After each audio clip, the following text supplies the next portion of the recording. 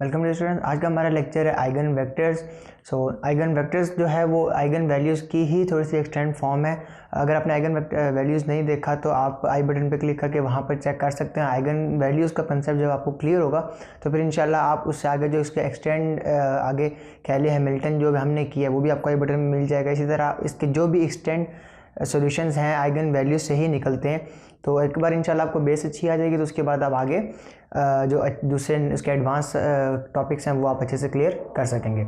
अच्छा, तो eigen vectors को सबसे पहले थोड़ा सा इंट्रो कर लेते हैं कि आइगन वेक्टर्स है क्या। जैसे कि नाम से ही हम देखते हैं वेक्टर्स, तो वेक्टर हमेशा वेक्टर या स्पेसिस हमेशा किसी ना किसी शेप की होती है। फॉर एग्जांपल जैसे हम ग्राफ के अंदर बनाते हैं, एक्स और वाई के प्लेन में कोई चीज़ हम ड्रॉ करते हैं। जैसे हमारे पास अगर 3D में आ जाए तो 3D में हमारे पास जैसे ये रूम हो गया, ठीक है, या और कोई भी चीज़ जो हमारे पास 3 डायमेंशन में है उसकी वो वेक्टर्स के अंदर ही लाई करते हैं।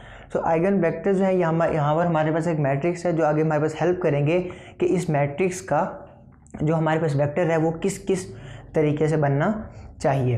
तो हम आगे चलते हैं। सबसे पहला काम जो हमारा है वो हमने जो आइगन वैल्यूज़ हैं वो फाइंड करनी है, लैम्डास की वैल्यूज़ फाइंड करनी है। तो सबसे पहला काम हमारा हो जाएगा a माइनस लैम्डा आई। तो a मेरे पास यहाँ पर मौजूद है 0 1 1 0 2 0 माइनस 2 1 3 माइनस लैम्डा इंटू 1 0 0 0 1 0 0 0 1। ये हमने ले लिया आइडेंटिटी मैट्रिक्स। ओके, अगेन इसको हम लिख लेते हैं एज इट इज़ -2 1 3। अब जो ये स्केलर क्वांटिटी है जो लैम्डा, ये सबके साथ मल्टीप्लाई हो जाएगा। 1 के साथ मल्टीप्लाई होगा तो लैम्डा, 0 के साथ मल्टीप्लाई होगा तो वो 0 एज इट इज़ आ जाएगा। 1 के साथ लैम्डा और 0 के साथ एज इट इज़ तो लैम्डा। अब इनको इधर माइनस कर दें तो जो मेरी ये जीरोज़ में वैल्यू है वो 0 ही रहेंगी, बाकी इधर आ जाएगा तो 0 माइनस लैम्डा 0 माइनस 0 0 ही रहना है, ठीक है। इसी तरह -2 1 2 minus lambda 2 minus lambda 1 minus 0 1 ही रखें इसको, ठीक है, 0 मत करें, 0 को लिखने की जरूरत नहीं है। 1 और 0 और 3 माइनस लैम्डा।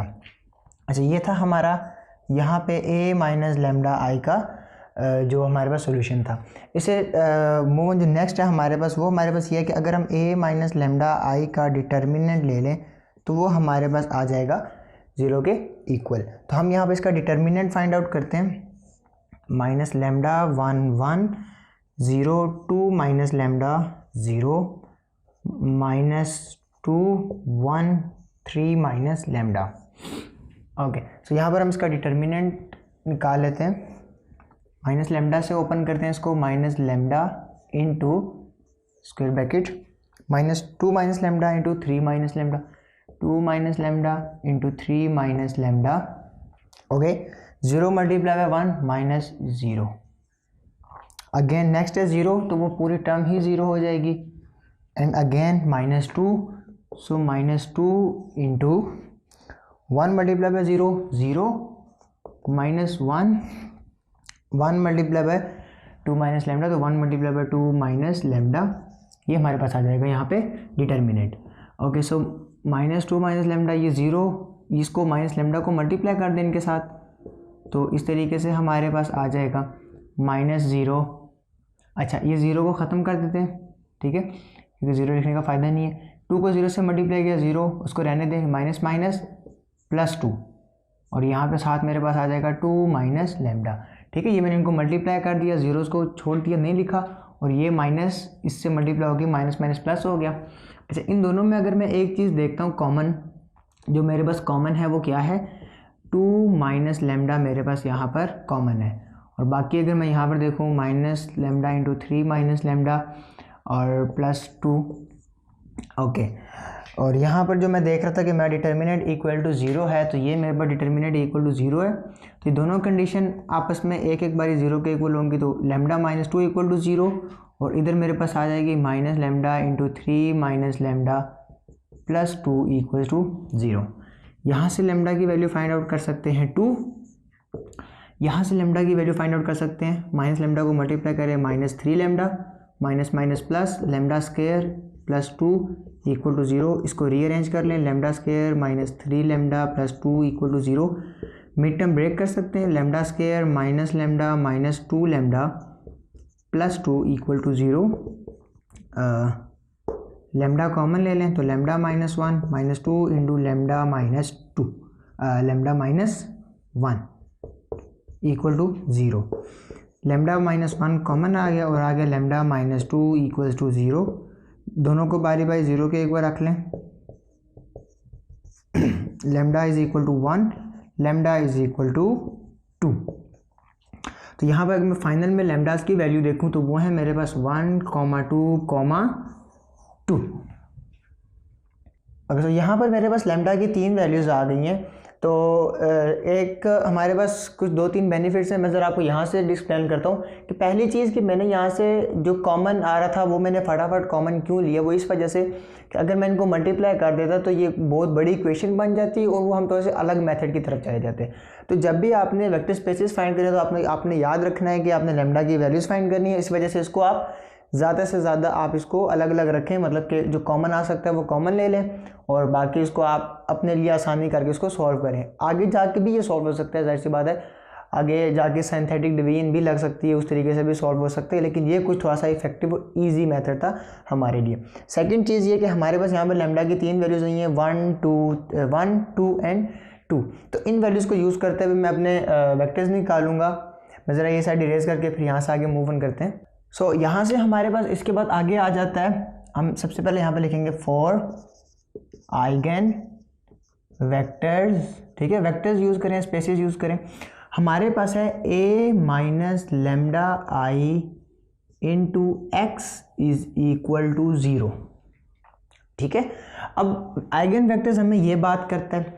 अब यहाँ पर ये जो x है ना, ये x हमारे पास ये होगा हमारे पास कॉलम मैट्रिक्स।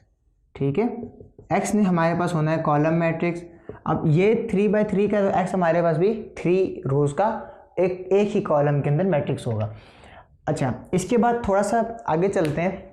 हमने क्या करना है, हमने लेमडा की वैल्यूज़ इनमें पुट करके सॉल्व करनी है।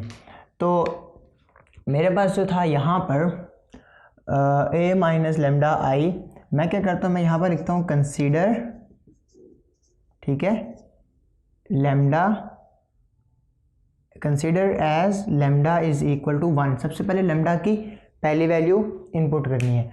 मैं ज़रा इसके अंदर पहले ये वैल्यू लिख लेता हूँ जो हमारे पास थी लेमडा की, a माइनस लेमडा आई की वैल्यू जो थी हमारे पास वो थी minus lambda 1, 1, 0, 2 minus lambda 0, minus 2, 1, 3 minus lambda. अच्छा, ये वैल्यू थी। आप कोशिश करें कि इसको ना आप बाद में लिख लें। ठीक है, वैसे तो ये hमारे पास क्वेश्चन में मेंशन होता है इसलिए हम नीचे लिखते नहीं हैं, लेकिन यहाँ पर मैं इरेज कर चुका था इसलिए मैंने लिखा। तो मैं यहाँ पर लिख लेता हूँ consider as lambda is equal to 1। Okay, so यहाँ पर लेमडा 1 पुट कर दें तो मेरे पास यहाँ पर आ जाएगी वैल्यू -1, 1, 1, 0, 2 माइनस 1, 1, 0, -2, 1, 3 माइनस 1, 2। अच्छा, ये मेरे पास आ गई a माइनस लेमडा आई की। अब जो मुझे बात आइगन वेक्टर्स का है ना, वो कह रहा है कि इसके साथ x हो ना तो वो इक्वल टू 0 है। मतलब ये कि मेरे पास a माइनस लेमडा आई जो है उसके साथ अगर मैं x मल्टीप्लाई कर दूं, ठीक है, यानी कि a माइनस लेमडा आई मेरे पास ये है -1, 1, 1, 0, 1, 0, -2, 1, 2। ठीक है, इसके साथ मैं एक x वेक्टर जो कि मैं ऐसे बना लूँगा x1, x2 एंड x3। अच्छा, ये मेरे पास है इक्वल टू 0। अब चूँकि हम मैट्रिक्स सॉल्व कर रहे हैं तो मैट्रिक्स के अंदर हम इक्वल टू सिर्फ 0 नहीं कर सकते, हम अपना इक्वल टू का बाद मैट्रिक्स अपना 0 का मैट्रिक्स एक नल मैट्रिक्स बनाएंगे। तो इस तरीके से हमारे पास यहाँ पर ये सॉल्व होती है। ठीक है, अच्छा, ये इसकी इक्वेशन अभी बनती है, मैट्रिक्स बनते हैं।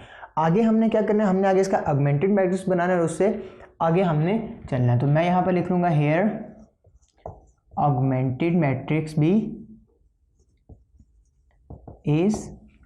अच्छा, यहाँ पर मैं इसका मैट्रिक्स फाइंड आउट करता हूँ। मेरे पास है -1, 1, 1, 0, 1, 0, -2 1 2 और एक बीच में पार्टीशन और यहाँ पर ये वाला 0 0 0।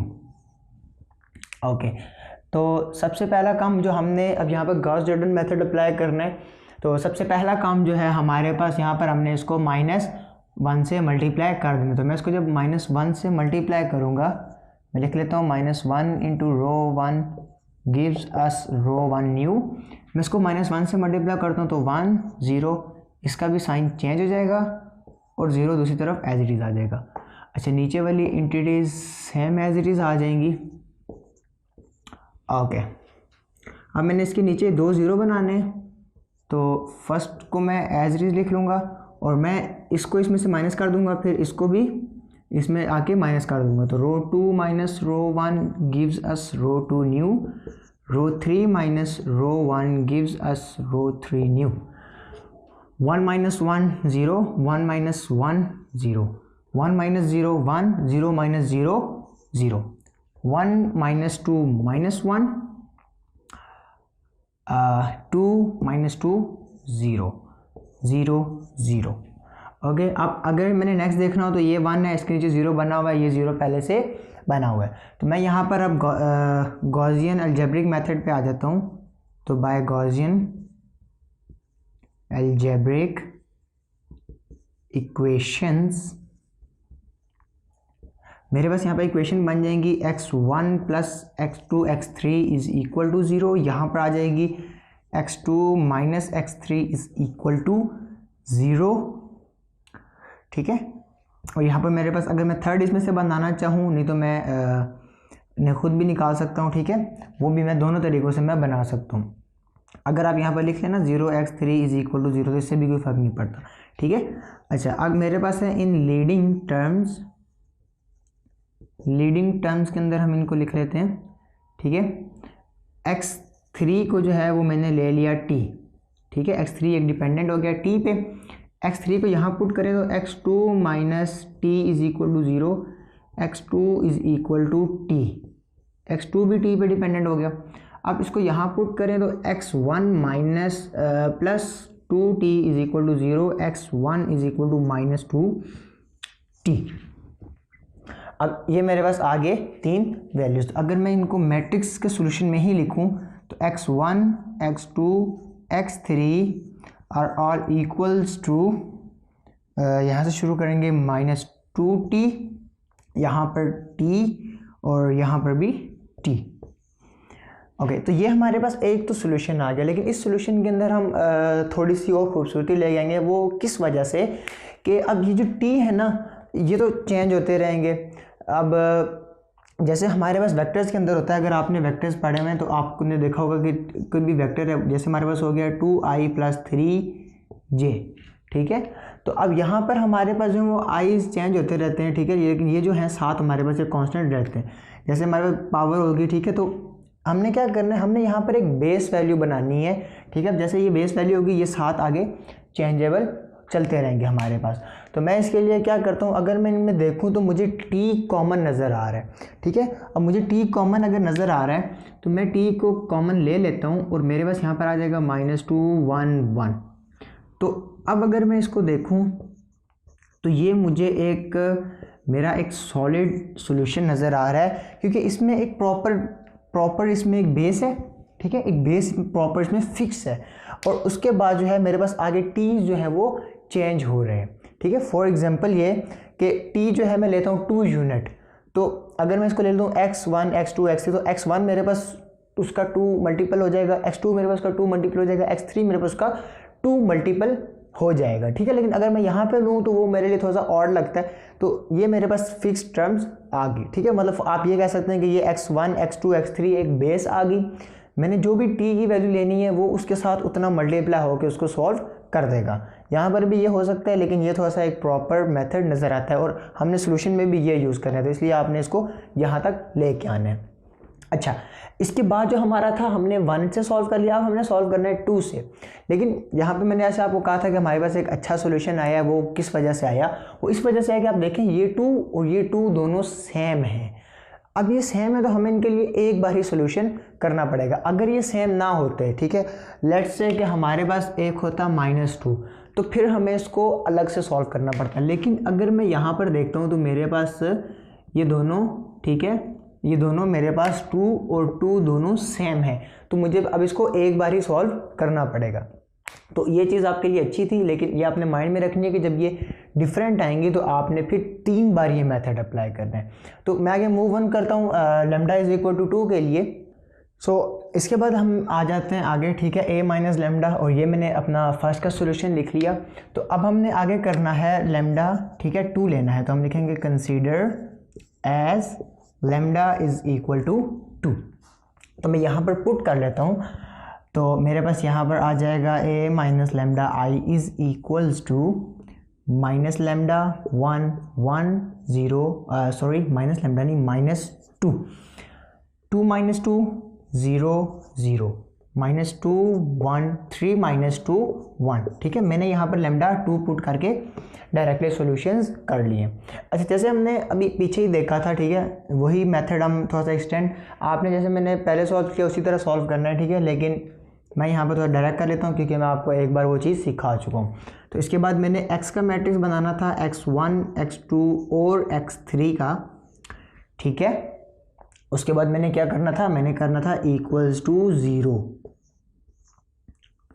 अच्छा, एक छोटी सी कन्फ्यूजन आपके माइंड में आई होगी कि सर हमने पहली बार भी x ही लिए थे, दूसरी बार भी x ही ले रहे हैं, और अगर ये तीसरी चेंज होती तो तीसरी बार भी क्या x ही लेंगे? तो वो हम यहाँ पर देखेंगे कि जी हम x ही लेंगे क्योंकि हम एक ही मैट्रिक्स को डील कर रहे हैं, ठीक है, हम यहाँ पर एक ही मैट्रिक्स को डील कर रहे हैं, इस वजह से हम यहाँ पर x ही लेंगे। तो आगे मेरे पास फिर आ जाएगा ऑगमेंटेड मैट्रिक्स। मैं यहाँ पर बना लेता हूँ ऑगमेंटेड मैट्रिक्स इसका -2 1 1 0 0 0 -2 1 1 पार्टीशन 0 0 0। फर्स्ट रो को मैंने 1 बनाना है, -2 से डिवाइड कर दें, तो -2 से डिवाइड करने के बाद 1 0 1 0, तो मैंने क्या किया, मैंने -1/2 से रो 1 को मल्टीप्लाई कर दिया, तो नीचे 1 1 0 0 1 1 0 0। मैंने इसके नीचे जीरोस बनाने, तो मैं इनको इसको ऊपर माइनस कर दूंगा, रो 2 माइनस रो 1, रो 3 माइनस रो 1। तो मैं यहाँ पे लिख लेता हूँ 1 0 1 0, रो 2 माइनस row 1 gives us row 2 new, row 3 माइनस row 1 gives us row 3 new. Okay, 1 minus 1 0, 1 minus 1 0, 0 minus 0 0, 0 minus 0 0, 1 minus 1 0, 1 minus 1 0 0 0। अच्छा, अब आप एक चीज़ देखेंगे, आप देखेंगे सर हमने तो इनको जीरो बनाना था, यहाँ पर हमें 1 चाहिए था लेकिन 0 हो गया, तो फिर आगे ठीक है यहाँ पर भी 1 चाहिए था तो 0 हो गया, लेकिन ये हमारे पास जो है वो कुछ चेंजिंग्स आ गई हैं इस जगह पे। अब हम यहाँ पर क्या करते हैं, हम अपना गॉसियन अलजेब्रिक मेथड यूज़ करते हैं। यहाँ पे मेरे पास है x1 plus x3 is equal to 0, ठीक है, x1 भी 0 है, x3 भी मेरे पास 0 है। अगर मैं x2 को ढूंढूं तो मैं x2 को लिख सकता हूँ 0x2 इज इक्वल टू 0, और अगर मैं इसी तरह x3 को ढूंढूं तो मैं x3 को भी लिख सकता हूँ 0x3 इज इक्वल टू 0, ठीक है। अच्छा, ये अब सारी मैं यहीं से निकाल सकता हूँ। अच्छा, अगर मैं ये ना भी करूँ, ठीक है, अगर मैं ये ना भी करूँ तो मैं आपको एक इसका अल्टरनेटिव मेथड बता रहा हूँ कि अगर मैं ये ना करूँ, मैं इसको मैं ना अभी ऐसे एक्सक्लूड कर देता हूँ, ठीक है, इसको अभी आप एक्सक्लूड कर दें कि अगर मैं ये ना करूँ तो मैं इस क्वेश्चन को कैसे सॉल्व करूँगा, ठीक है। मेरे पास यहाँ पर ये है x1 is equal to minus x3, ठीक है। मैंने क्या करना है, मैं करूँगा let x3 be is equal to t, x3 को यहाँ पुट कर दें, -1 is equal to minus t। Okay, so where the x2 is missing, x2 miss है हमारे पास, x2 को हम क्या कर लेते हैं, कुछ और ले लेते हैं, ठीक है, x नहीं लेना, z d b e q कुछ भी ले लें, ठीक है, a ले लें, s ले लें, z ले लें, थीटा ले लें, ठीक है, a ले लिया, फ़र्ज़ करें a ले लिया। अच्छा, अब अगर मैं ये ना करता, सॉरी मैं ये चीज़ ये दो लाइंस एक्सक्लूड कर देता, ठीक है, तो मैं इसको ऐसे सॉल्व करता। अगर मैं ये 2 लाइंस इंक्लूड करता हूँ तो तब भी इसको ऐसे ही सॉल्व करूँगा। ठीक है, ये आप लिख सकते हैं। थोड़ा सा यूज़र को जो आपका पेपर चेक कर रहा है, पेपर चेकर को थोड़ा सा अच्छा एक्सप्रेशन डालता है कि स्टूडेंट ने ये चीज़ भी आइडेंटिफाई करवा दी है, बजाय इसके कि आप ऐसे लिख लें लेट x3। ये भी मेथड ठीक है, और आप यहाँ पर लिख सकते हैं 4x2 = a। लेकिन ये चीज़ लिखेंगे तो उसको थोड़ा सा स्पेसिफाई हो जाएगा कि अगर वो a की वैल्यू कुछ भी पुट करे, फॉर एग्जांपल 1000 पुट करे, तो यहाँ पर जब वो पुट करेगा 1000 × 0 0 सेटिस्फाई करती है। t यहाँ पर 3 है। ठीक है, अगर वो t को कुछ भी पुट करे तो उसका आंसर 0 आएगा, ये भी वो सेटिस्फाई करता है। तो थोड़ी सी उसकी सेटिस्फेक्शन के लिए आप ये चीज़ ऐडअप कर सकते हैं। अच्छा, अब मैं आगे चलता हूँ। तो आगे अगर मैं इसको मैट्रिक्स की फॉर्म में लिखूँ तो x1 x2 and x3 these are equal to, यहाँ पर मेरे पास है यहाँ पर है -t और a and x3 is t। ठीक है, इसी ऑर्डर में लिखना है x1 x2 x3। अच्छा, अब जैसे मैंने लास्ट टाइम आपसे बात की थी कि ये मैंने देखें एक बेस वैल्यू बनाई है। अब इसमें से मैं बेस वैल्यू कैसे बनाऊंगा, क्योंकि यहाँ पर तो हमारे पास t एक ही वेरिएबल था जो मैंने सब में से कॉमन ले लिया, लेकिन यहाँ पर जो है वो t भी है और a भी मौजूद है। तो मैं इसको कैसे लूँगा, तो इसको मैं क्या कर देता हूँ, इसको मैं ब्रेक कर देता हूँ। ठीक है, ताकि मैं अपने वेरिएबल्स को कॉमन ले सकूँ। तो इसको मैं ब्रेक कैसे करूँगा, इसको मैं ब्रेक करूँगा -t 0t + 0a 0। अब देखें क्या मैंने इसको सही ब्रेक किया। अगर मैं -t + 0 करूँ तो -t आता है, 0 + a करूँ तो मेरे पास a आता है, t + 0 करूँ तो मेरे पास t ही आता है। ठीक है, अब हमने क्या करना है, जैसे मैंने आपको बताया था कि आप इसको एक बेस मैट्रिक्स के ऊपर ले चलें, उसके लिए आप इसको अच्छे से सॉल्व करें। तो मैं क्या कर लेता हूँ, मैं यहाँ से t कॉमन ले लेता हूँ। तो मैंने t कॉमन ले लिया, इधर मेरे पास बच जाएगा -1 0 1। यहाँ से अगर मैं a कॉमन ले लूँ तो मेरे पास आ जाएगा 0 1 0। ठीक है, तो मेरे पास x की वैल्यूज़ 2 ये आ गई और एक मेरे पास ये आ गए। तो मैंने आखिर में जो है वो सोल्यूशन की वैल्यूज़ क्या लिखनी है, सोल्यूशन आपने लाजमी लिखना होता है। तो जो मेरे पास सोल्यूशन सेट आ जाएगा वो मेरे पास ये है -2 1 1। ठीक है, और यहाँ पर मेरे पास है -1 0 1 और तीसरा मेरे पास है 0 1 0। क्योंकि ये सारी चीज़ें जो है ना, ये सारी चीज़ें एक वेक्टर को डिफाइन करती हैं। अब फॉर एग्जांपल ये, अब फ़र्ज़ करें कि हमारे पास ये क्वाड्रेंट है, तो ये जो है ना ये ऐसे जा रहा था, ये वेक्टर था कोई। ठीक है, ये वो वेक्टर था, और जो भी मतलब मैंने लेट्स से कि एक वेक्टर ले लिया, अब उसका ये मैट्रिक्स था। फिर करते करते करते अब हमने ये इसकी बेस वैल्यूज़ बना ली हैं। अब मुझे पता चल गया कि ये इन क्वाड्रेंट्स पे इतने उस पर लाया करता है। अगर मैं यहाँ पर t1 पुट करूँगा तो ये मुझे बता देगा, a जो पुट करूँगा वो मुझे बता देगा। तो उसकी डायरेक्शन फिर हम इजीली मूव ऑन कर सकते हैं। ठीक है, तो यहाँ पर हमारा टॉपिक ख़त्म होता है आइगन वेक्टर्स का। उम्मीद है आपने इसे सीखा होगा और आप इसकी प्रैक्टिस करेंगे। अगर ये वीडियो आपके लिए हेल्पफुल रही है तो वीडियो को लाइक लाजमी करें, अपने फ्रेंड्स के साथ शेयर करें ताकि वो भी इससे पढ़ के अपना फ़ायदा ले सकें, और चैनल को सब्सक्राइब लाजमी करें।